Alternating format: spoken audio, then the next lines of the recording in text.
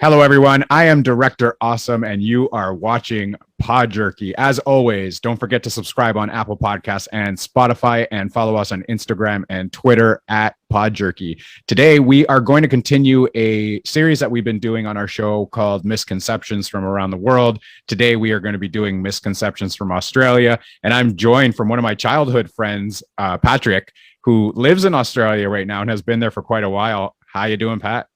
I'm great, Tom. How you doing? Very, very good. So how long have you been over there in Australia? I first moved here 2002 to do my dip ed, which is my kind of bachelor's of education, and met my wife the day before I left the country. So I officially 2002, 2003, I was living here, and then I moved back after my twins were born, so 2015. So the last 5-6 years. Awesome. And you are in the education industry, is that correct? I am. I'm a elementary school teacher, teaching year 6 here, or grade 6 back home. And I do a little bit of kind of summer camp type stuff at the university where I kind of teach a STEM program. Awesome. All right. So we are going to get into some misconceptions of Australia. And then what we'll do at the end is we'll go through a couple of slang terms that Australians have that everyone out there might not know what they mean. Some of the lists that you sent me, I was looking up and I was like, wow, never even knew that these words existed. So we'll get into some of those. I'll be honest, some of those words I've saw on the list, and I've been living here for 6 years, and I have no clue what they are. Yeah. Okay. So interesting though. Yeah. So the first misconception that we have here is that it is always sunny all year round. True or not?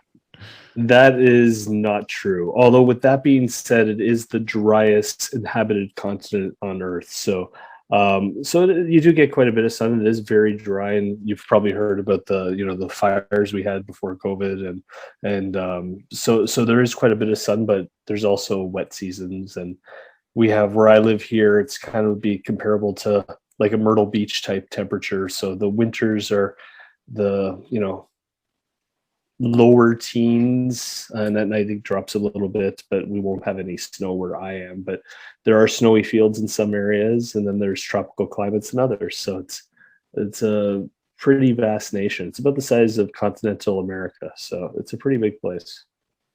Yeah, I could deal with those temperatures all year round. I mean, I don't like the cold anymore. As we get older, the cold starts to suck a lot more. So I'm not good with it. There's a good reason why I'm here, not there. Yeah. Yeah. So the next two that I have here are actually probably what everybody gets from watching television. You watch it on The Simpsons, you watch it on anywhere on TV. And the next two are Australians ride kangaroos, or there are a ton of kangaroos there, and that koalas are actually bears. So those are two common misconceptions. Yeah.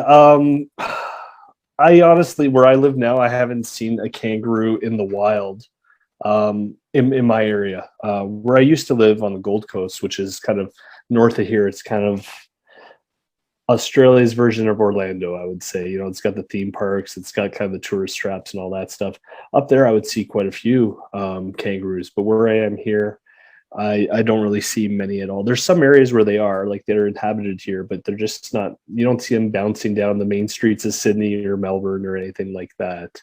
It's kind of like beavers, I guess, or, if you're in the right spot at the right time, you see them, but we don't really get a lot of them.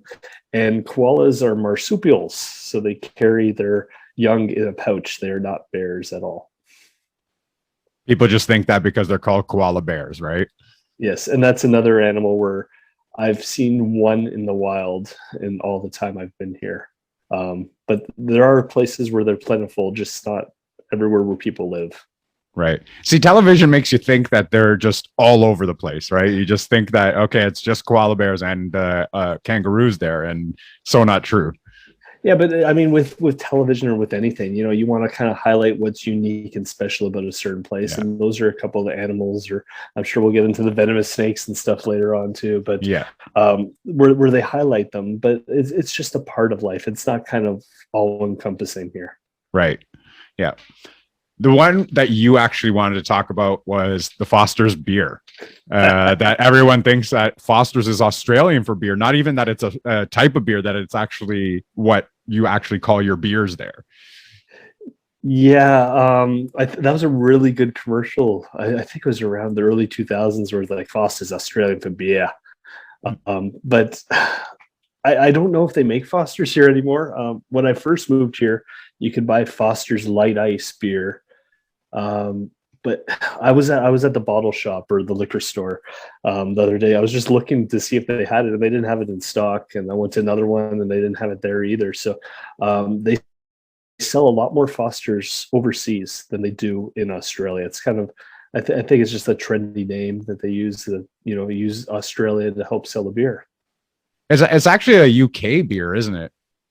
Well, when I used to work for the beer store in Toronto, it was brewed by Molson in Canada, but I'm not sure. That may have changed. It is very popular in the UK with a lot of expats and stuff. But I think the source that I gave you for some of that article, a lot of it was UK based. But it is brewed in the UK. It's brewed in Canada. It's actually not brewed too far from where we grew up. Yeah, but I'm not really sure of anyone who drinks it here. I've never had a Foster, so I'm not sure. My wife tells me it's good. She's actually had it. It's not bad. Yeah, I think there's a lot better out there. But if Foster's wants to sponsor us, I will gladly take go Foster's Australian for beer. Yeah, there you go. Misconception here. A lot of people outside of Australia don't know what the capital of Australia is. A lot of people think it's Sydney. What do we got there? Okay, so this is one of those kind of very similar to Canada, where we ended up with Ottawa as the capital of Canada, or Bytown as it once was. The two major ports in Australia were Melbourne and Sydney, and both of them wanted to be known as the capital. And kind of to appease everyone, they actually made a new territory called Australia's Capital Territory, or the ACT, and the one made city in that is Canberra. And it's about 2.5 hours from Sydney, about 4 hours from Melbourne. So it's kind of in the middle of nowhere. A lot like Ottawa, very hot in the summer, very cold in the winter, and you only go there if you have to. They also have a tulip festival. Oh, yeah? Yes. Nice. So here's one that we're going to get to now, as you mentioned earlier. Be prepared to die of a snake bite or a spider sting. Yeah. I'm sure if you go to places where there's lots and lots of snakes, you may have to worry a lot about that, or it's a fear that you face day in and day out. In most metropolitan areas, you don't really see a whole lot of snakes. Like, I live right on a ravine. I've been here 3 years, and I've seen one that was, maybe about a foot long. They do exist around here. You get a lot of the red-bellied black snakes. And I was at a school up on the Gold Coast. I did a teacher exchange there from my school in Rexdale, and we saw one on site there. And other than that, I really haven't seen many snakes. For spiders, I've seen a bunch of spiders. And at first, I remember the first time I saw a spider was this huntsman spider, which is almost the size of a tarantula. Like, it's a pretty big spider. And I absolutely lost it. I was at this caravan park or campgrounds, and I went into the office. I'm like, there's this big spider here, watch out. And they sent their 5-year-old daughter with a broom to shoo it away. So I'm like, okay, welcome to Australia. And but like huntsmen and stuff, you'll get there's funnel web spiders that are quite poisonous, and I'm forgetting all the names right now, but there's a whole bunch of different ones out there that can be poisonous, but they're generally have to be provoked. So unfortunately, I've never been bit by anything that harmed me. Never seen a snake attack anyone, or know of anyone who's been attacked by a snake. I've got a couple jellyfish kind of stings while I've been swimming, but those are kind of the blue bottle ones. These little type jellyfish is just more annoying than anything. But I guess that happens wherever you would go. I mean, there's certain regions of anywhere in different countries that you're going to have like venomous snakes or spiders or, different types of animals that are aggressive towards people.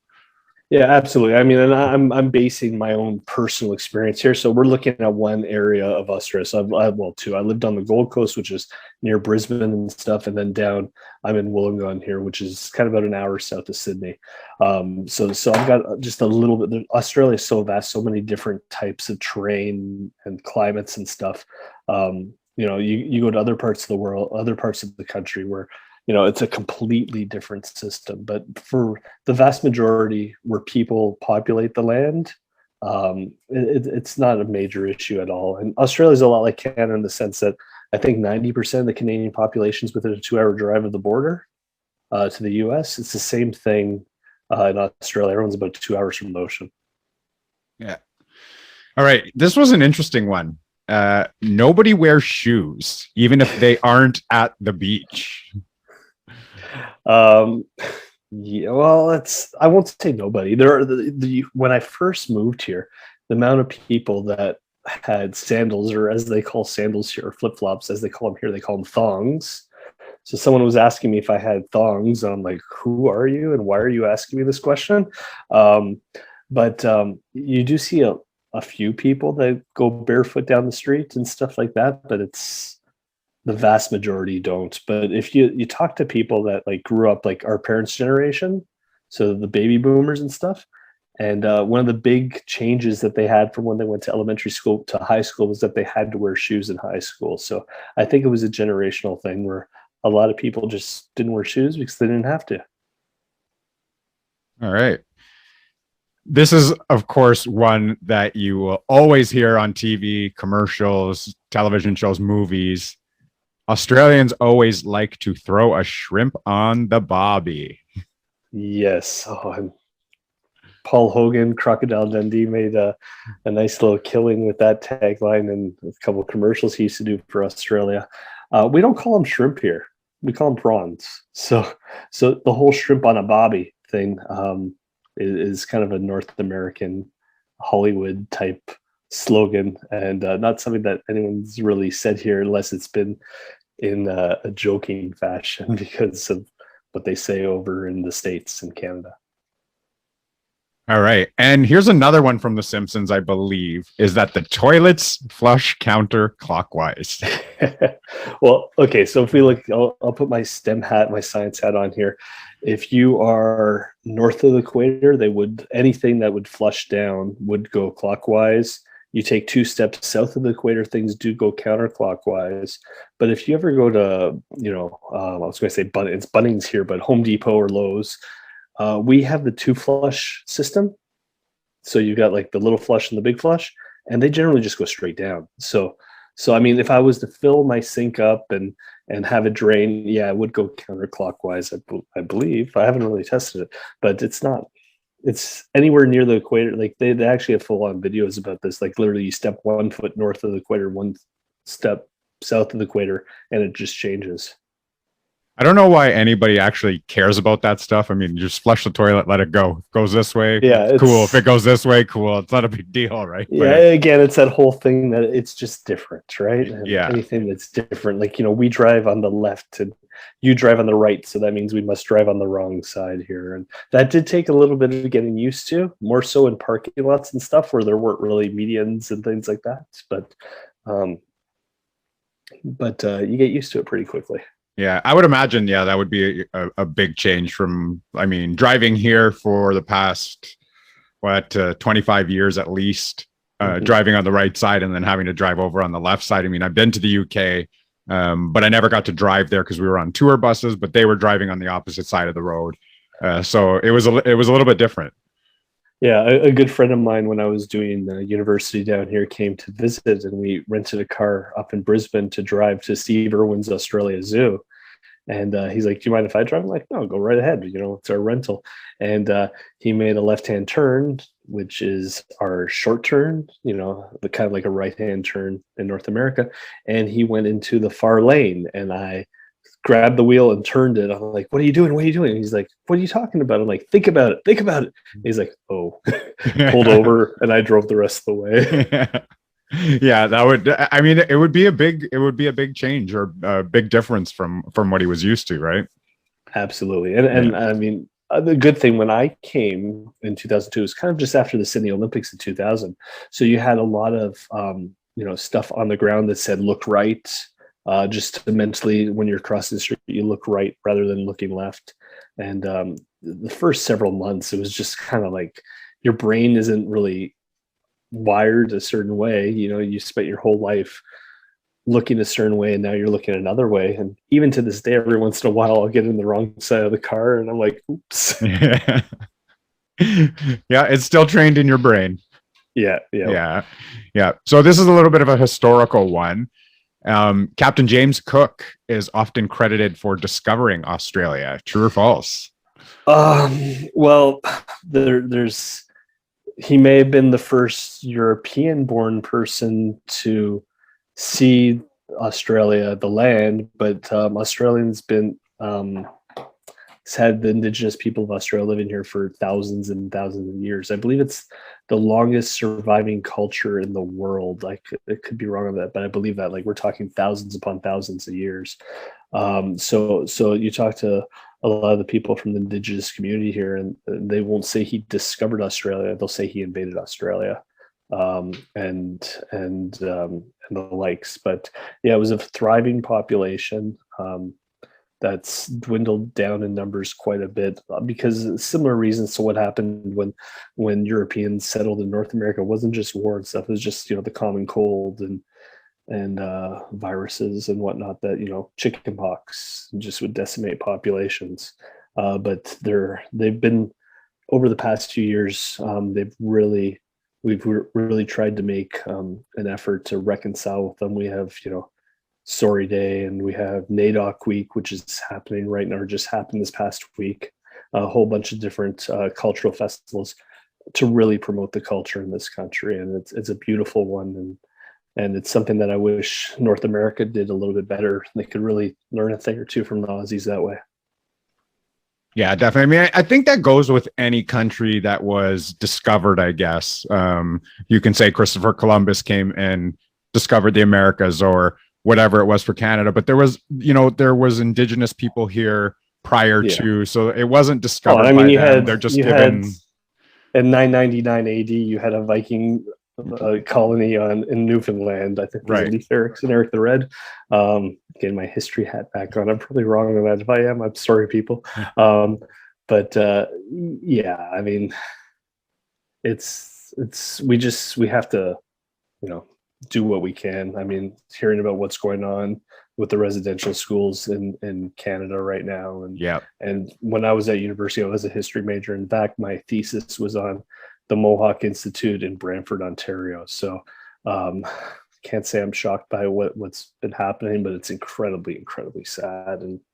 And the Mohawk Institute did a really great thing in the sense that rather than tear down in my opinion, rather than tear down the building, they turned it into the Woodlands Cultural Center, and it became, rather than a place to strip people of their culture, it was a place for people to learn about the culture.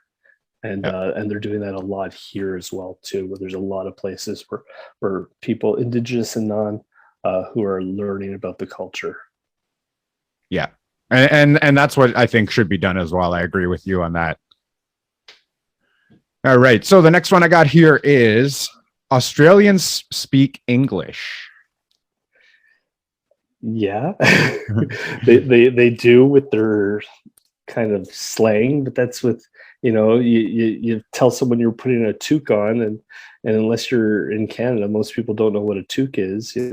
I've had that in one of the episodes. Yeah, like, you say, I put my toque on to go to Timmy's to have a double, and we understand completely what that means. It's English. Yeah, but it's the same. You go to Italy. My family's Calabrese. They're from the south.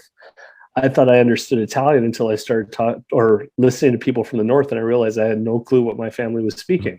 So it's very. I remember my mom came for a visit, and my roommate's boyfriend was from kind of this small town, very, very thick Aussie accent, and I had to translate for both of them because she couldn't understand him and he couldn't understand her. And they're both speaking English.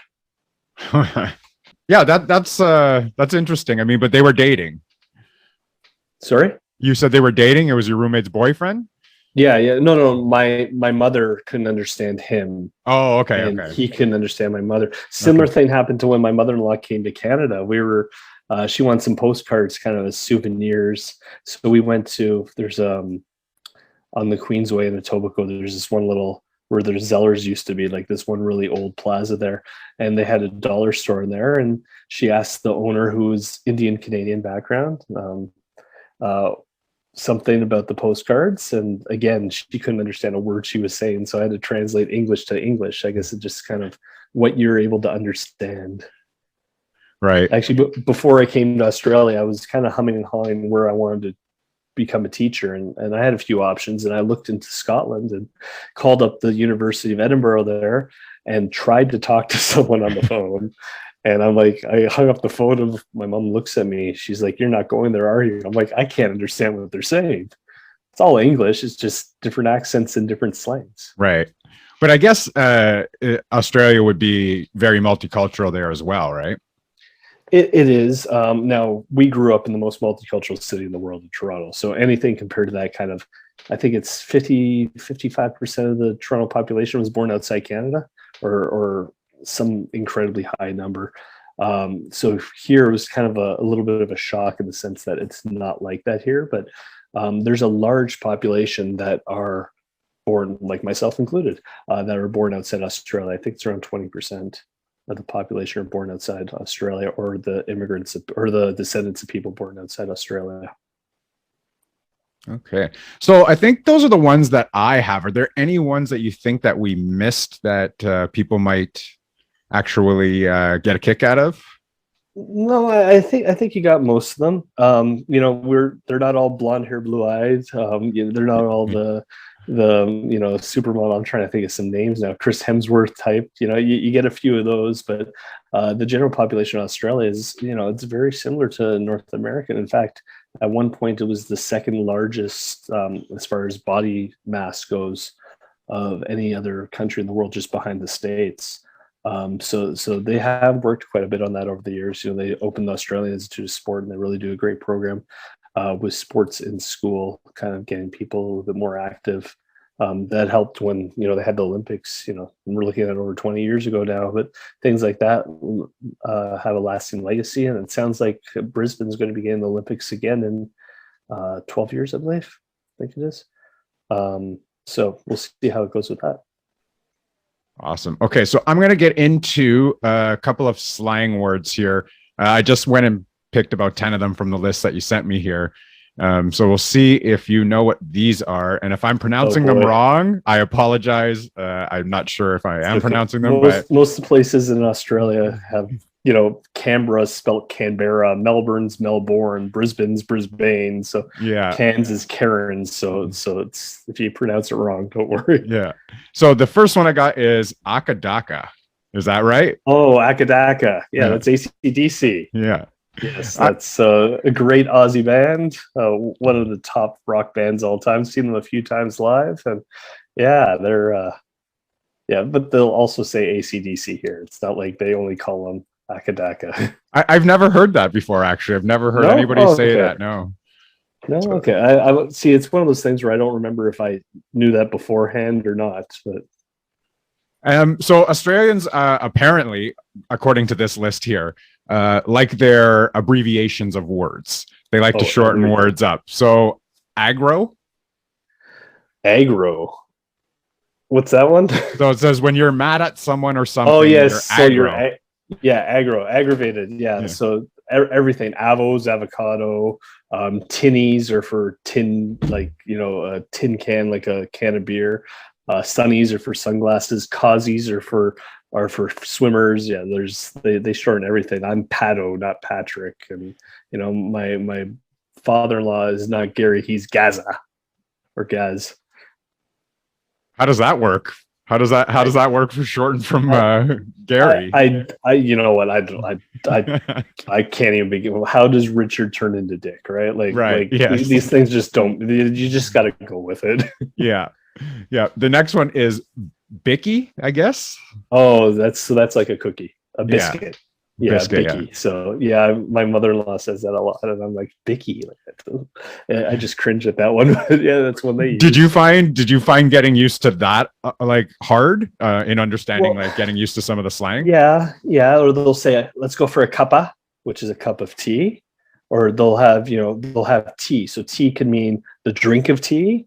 Tea can mean kind of a snack between breakfast and lunch. Afternoon tea is a snack between lunch and dinner, and then going for tea could be a meal, or even things like footy. Footy could be Aussie rules football. It could be NRL, which is rugby league. That's actually what I'm wearing there. Rugby league, or it could be soccer. Even it could just you just got to know the context that they're using it in. It's like the there, and there. Right. Yeah.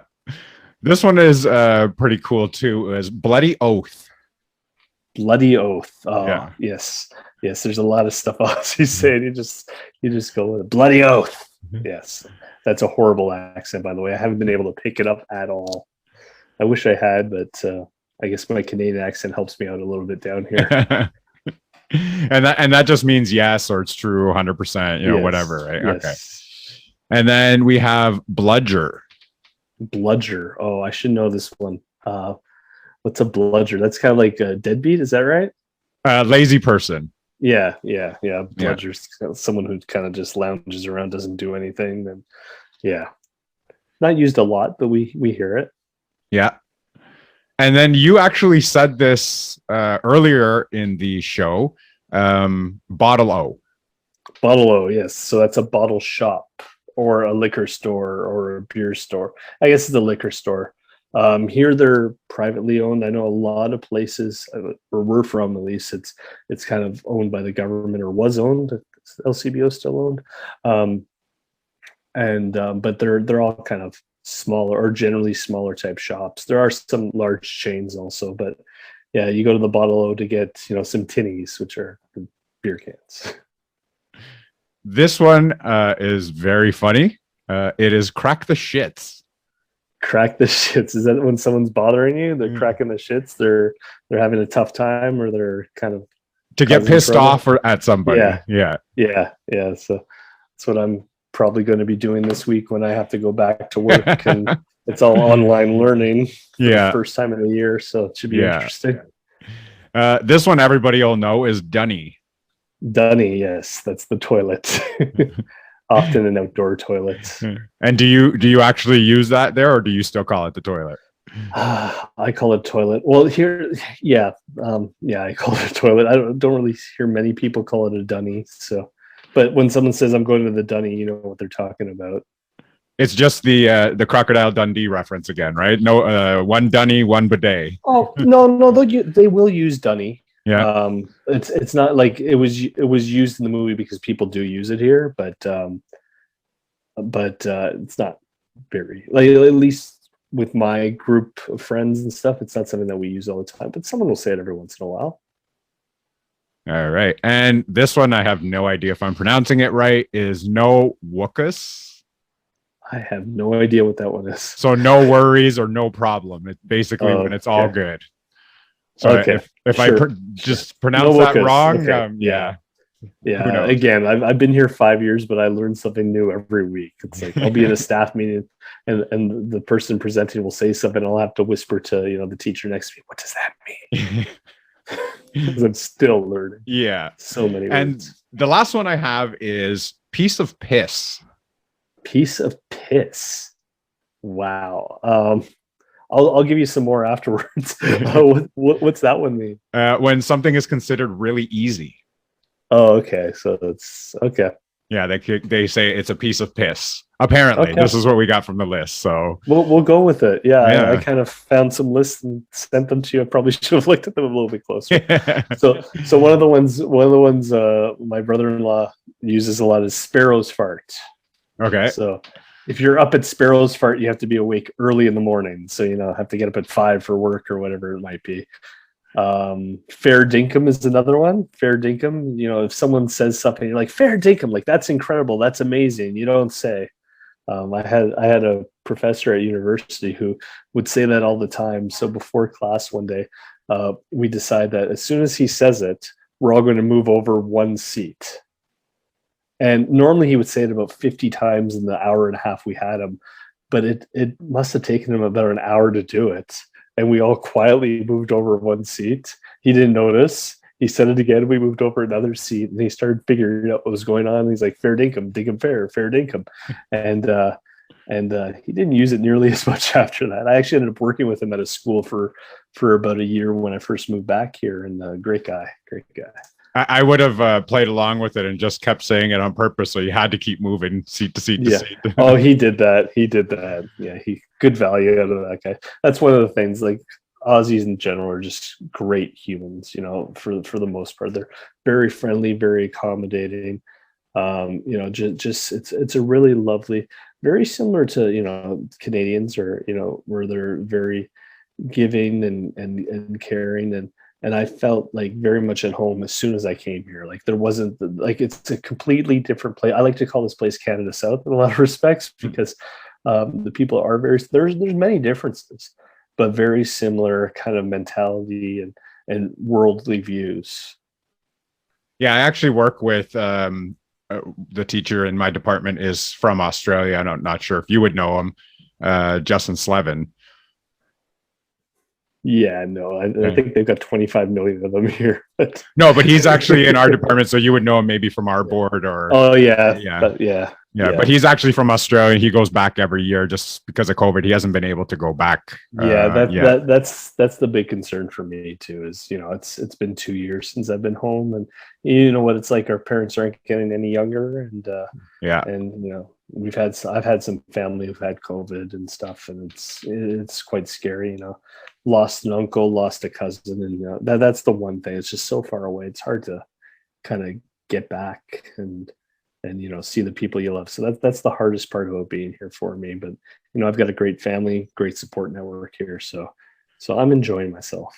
Yeah, and we have this cool technology that we can use with this online thing, and you can still do face to face. Because I remember, you know, years and years ago, I said, wait until they come out with telephones that you can actually see each other on video with, and you know, everyone's like, we're never going to see that in our lifetime, and you know, sure enough, here we are, right?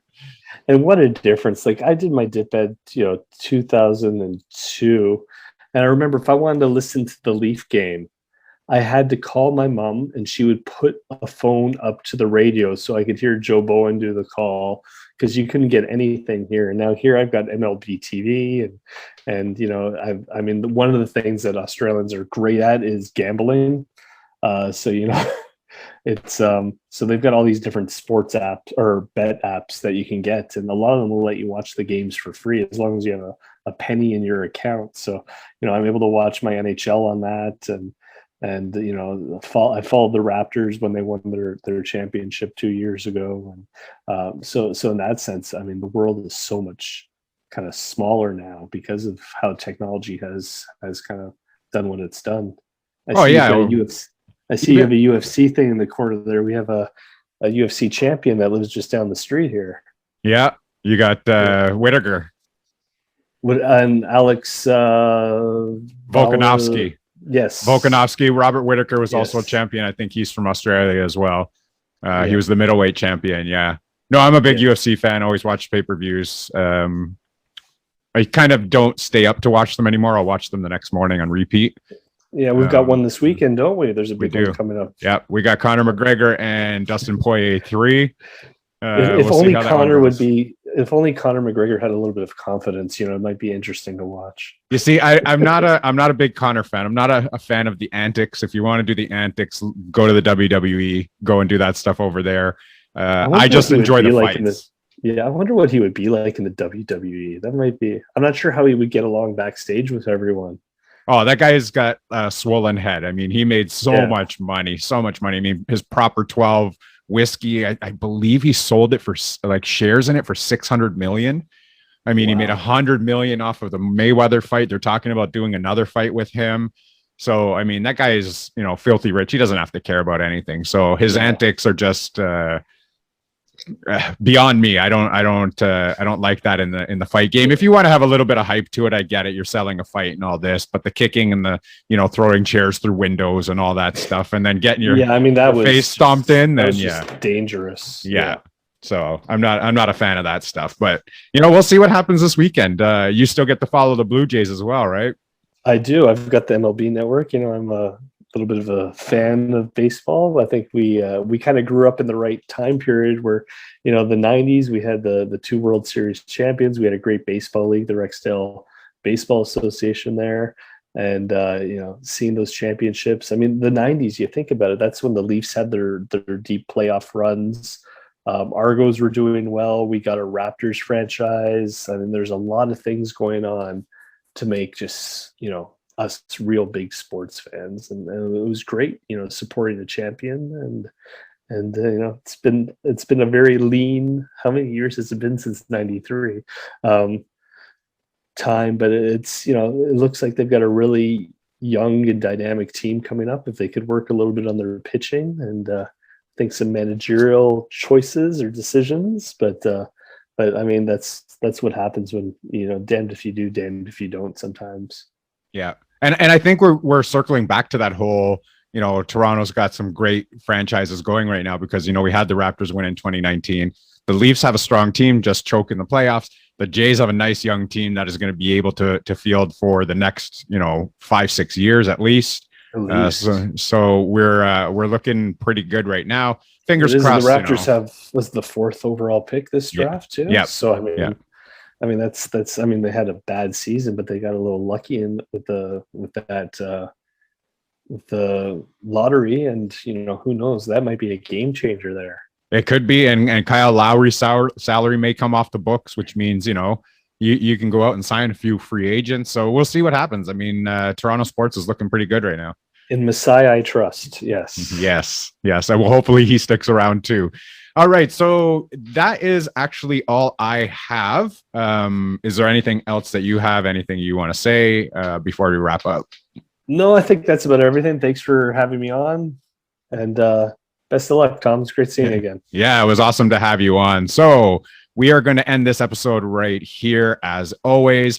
Thank you to our guest, Pat, one of my childhood buddies growing up and now lives over in Australia. You can always check us out on Instagram and Twitter at PodJerky. You can find all of our links on Linktree, linktr.ee/PodJerky, or on Bitesize. That's BYTESIZE. .me/PodJerky. As always, stay safe, be kind to each other, and we will see you later.